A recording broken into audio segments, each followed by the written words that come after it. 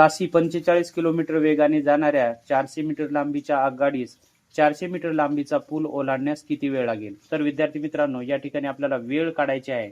त्यासाठी सूत्र आहे वेळ बरोबर अंतर भागीला वेग. आता सुरुवातीला अंतर समजून घेऊया.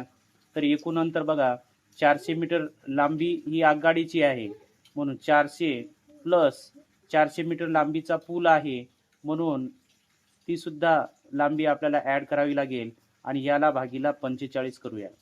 मग या ठिकाणी बेरीज केली असता उत्तर मिळते 800 मीटर आणि वेग आहे 45 किलोमीटर.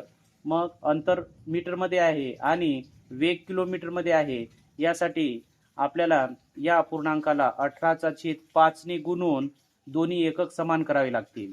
म्हणून या ठिकाणी आपण जागच्या जागेवर भागाकार करूया. तर 5 ने 800 ला भाग दिला असता उत्तर मिळते 160. त्यानंतर 45 आणि 18ला दोन्ही संख्येला 3 ने भाग जाते, म्हणून 45 ला 3 ने भाग दिले असता उत्तर मिळते 15 आणि 18ला भाग दिले असता 6 उत्तर मिळते.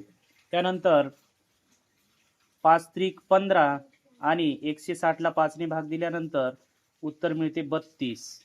त्यानंतर 3 दुनी 6, म्हणजेच आपल्याकडे शिल्लक संख्या राहिलेल्या आहेत 32 गुणिला 2 आणि हा गुणाकार केला असता आपल्याला उत्तर मिळते 64 सेकंद. म्हणून आपल्या या प्रश्नाचं उत्तर आहे 64 सेकंद.